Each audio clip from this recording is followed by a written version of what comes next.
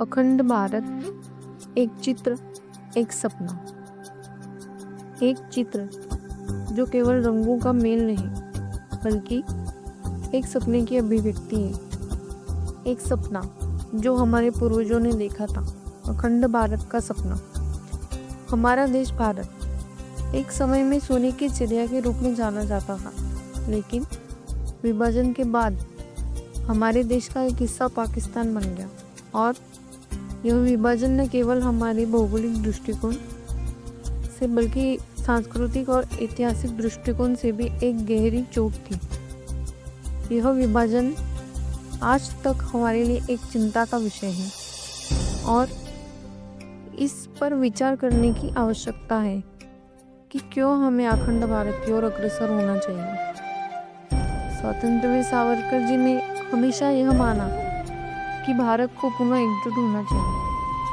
हमारा भारत एक है, उसकी आत्मा एक है और उसका भविष्य भी एक होना चाहिए। उनका मानना था कि ब्रिटिश साम्राज्य के खिलाफ संघर्ष में एकता से सबसे बड़ी शक्ति थी और भारतीय उपमहाद्वीप का विभाजन हमें कमजोर करता है। सावरकर जी के अनुसार भारत माता का विभाजन एक आत्मघाती कदम था और इसे सुधारने की आवश्यकता है।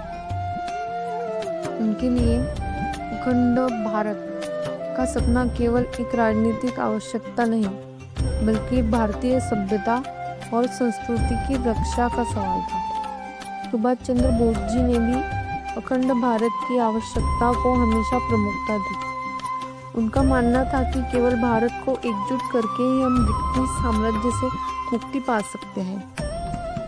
उनके विचारों के अनुसार विभाजन के बाद पाकिस्तान के गठन से भारतीयता को खतरा उत्पन्न हुआ था। उनका कहना था, हमारा देश एक है और उसे पुनः एकजुट करना हमारी महान जिम्मेदारी है। आज जब हम देखते हैं तो पाकिस्तान का अस्तित्व भारत के लिए एक बड़ा खतरा बन चुका है। पाकिस्तान द्वारा किए गए आतंकवादी हमले जैसे मुंबई हमला, पुलवामा हमला और हाल ही में पहलगाम कश्मीर में हुआ आतंकी हमले से यह साबित होता है कि विभाजन के बाद भी आतंकवाद और असुरक्षा का सामना हमें करना पड़ रहा है।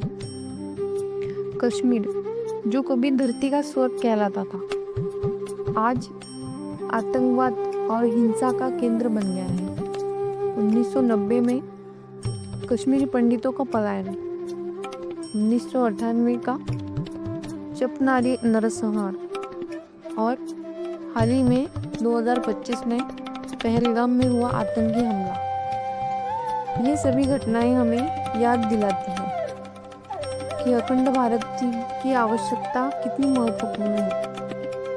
आतंकवाद ने न केवल हमारे देश की सीमाओं को बल्कि हमारे दिलों को भी घायल किया है।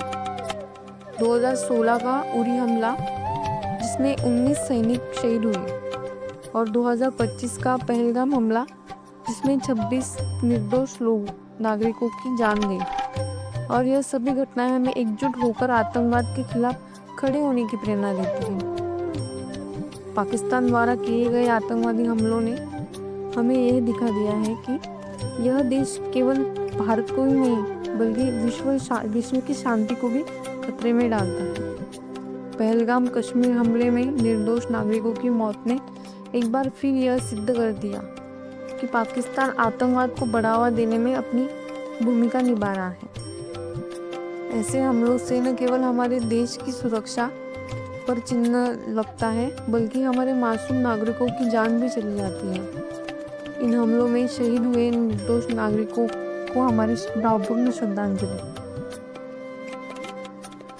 आखिरकार जब हम अखंड भारत की बात करते हैं तो इसका अर्थ सिर्फ एक भौगोलिक एकता से नहीं है, बल्कि एक सांस्कृतिक और ऐतिहासिक विरासत की पुनर्स्थापना पर है। पाकिस्तान को एक दिन भारत में समाहित करना एक दीर्घकालीन उद्देश्य हो सकता है, लेकिन यह केवल तभी संभव होगा जब हम अपनी सुरक्षा को सुनिश्चित करें और यह एक मजबूत राष्ट्रीय संकल्प है। आतंकवाद को हराना और पाकिस्तान को अंतर्राष्ट्रीय स्तर पर जिम्मेदार ठहराना हमारी प्राथमिकता होनी चाहिए। अखंड भारत का सपना हमें उस पुरानी शक्ति की याद दिलाता है जब पूरे उपमहाद्वीप में एक ही राष्ट्र, एक ही संस्कृति और एक ही सभ्यता का अस्तित्व था। इस सपने को साकार करने के लिए हमें एकजुटता, संकल्प और पूरी दुनिया में भारत की शक्ति को पहचानने की आवश्यकता है। हमारे शहीदों को श्रद्धांजलि और हम सभी भारतीयों को इस दिशा में काम करने की प्रेरणा मिली। जय हिंद।